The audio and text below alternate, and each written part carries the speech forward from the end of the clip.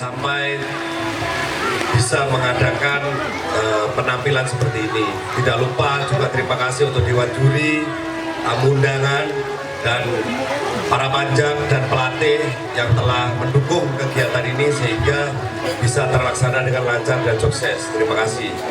Ucapan berikutnya, ucapan selamat ulang tahun juga untuk Ananda, anak saya yaitu Seril. Ya, anaknya nggak ikut ujian, tapi dia sangat mendukung. Semoga tambah umur, tambah rezeki, tambah sukses, dan tambah dewasa cara berpikirnya.